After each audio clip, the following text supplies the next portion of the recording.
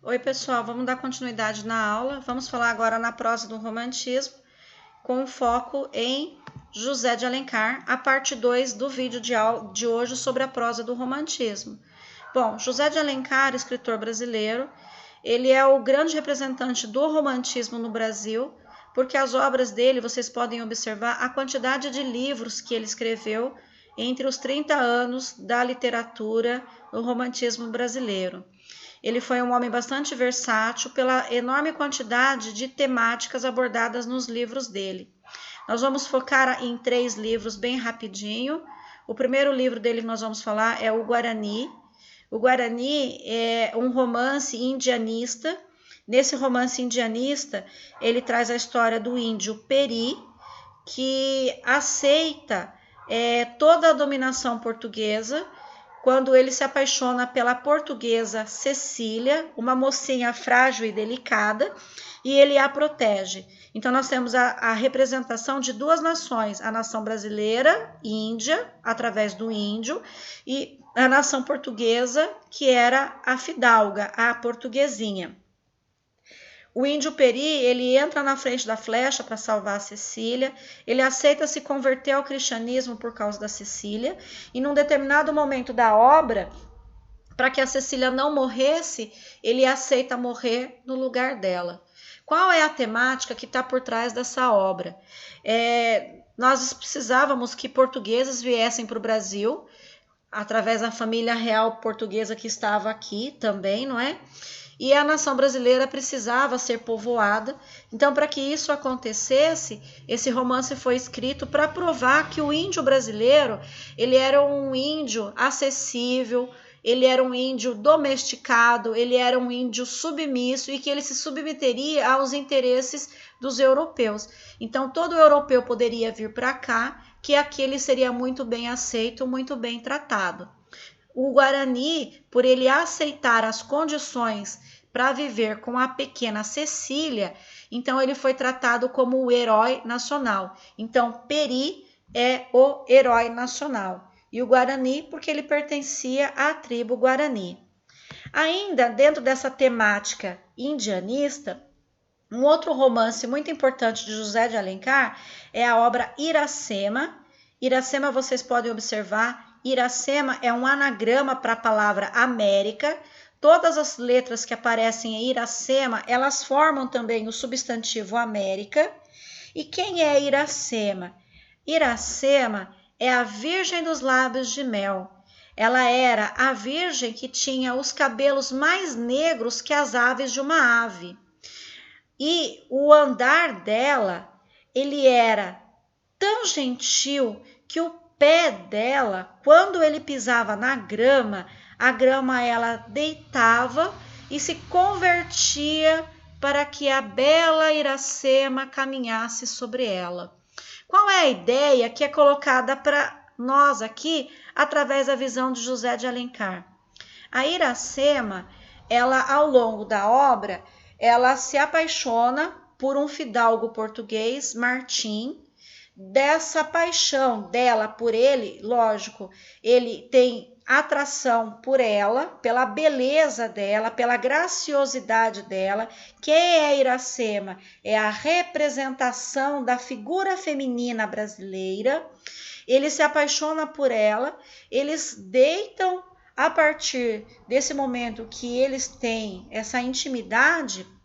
Ela engravida, dessa gravidez então nasce uma pequena criança, ela morre logo depois do parto e como no romantismo nós temos ali a morte como a solução para os grandes problemas, então o Martim, o pai da criança, leva a criança embora para Portugal, o símbolo da nação brasileira sendo levado para Portugal para mostrar para os portugueses o quanto o brasileiro é gracioso e gentil e o solo brasileiro ele dá as suas melhores riquezas, inclusive o fruto do amor desse casal.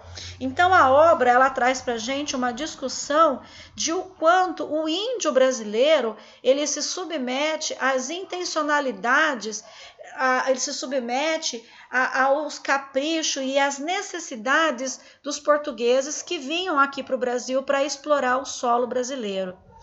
Então a obra ela entrou várias vezes nos vestibulares, justamente para mostrar como o índio ele era retratado, para que houvesse essa atração do europeu, para que ele viesse então para o Brasil.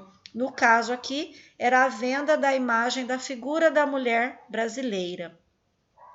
Seguindo ainda a outra temática, agora um pouco diferente, nós temos então o romance Senhora, também escrito por José de Alencar. Já é um livro que traz uma discussão bem mais diferente, uma discussão bem mais séria, porque o José de Alencar ele nos apresenta a Aurélia.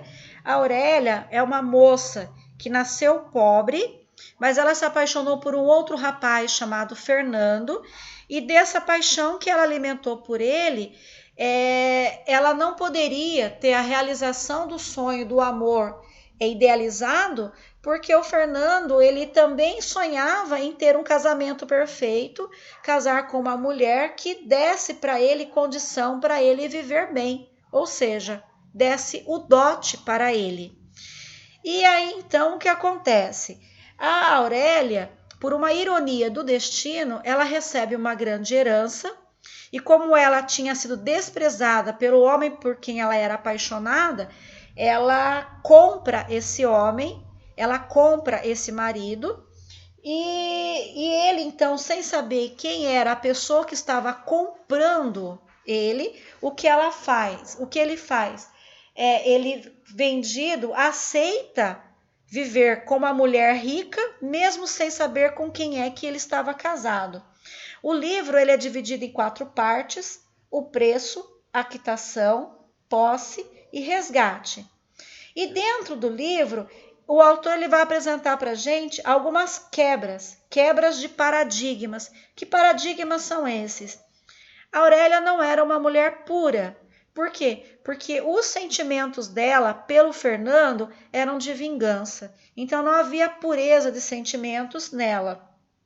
Também não havia sensibilidade, porque a forma como ela casou-se com o marido não foi a delicadeza da figura feminina que conseguiu esse casamento.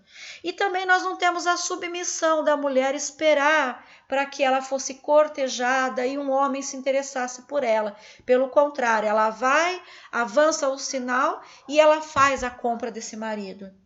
Além disso, a obra ainda ela choca a sociedade, porque ela vem trazendo para a gente alguns pontos importantes para serem discussão mesmo naquela época, que era a burguesia. Então, quem tem dinheiro tem o direito de escolher com quem vai casar, quem não tem é escolhido. E o amor ideal? E o amor perfeito? Eu tenho que me submeter a aceitar em troca do dinheiro, então quem tem dinheiro pode mais, quem não tem pode menos.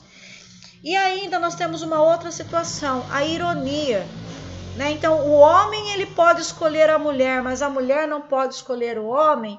Então eram discussões dentro do século XIX que não competiam ao século XIX.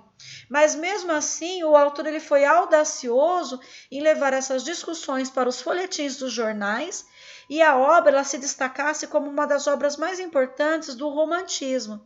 Aí vocês vão perguntar assim, professora, mas como que esse livro pertencia ao romantismo com todas essas discussões tão polêmicas? Se o romantismo era aquela coisa da mocinha se apaixonar pelo mocinho e os dois viverem felizes para sempre.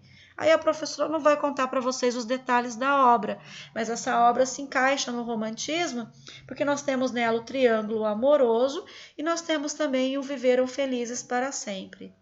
Pessoal, termino com vocês aqui então as obras do romantismo, em prosa do romantismo. Espero que vocês tenham gostado, tá bom?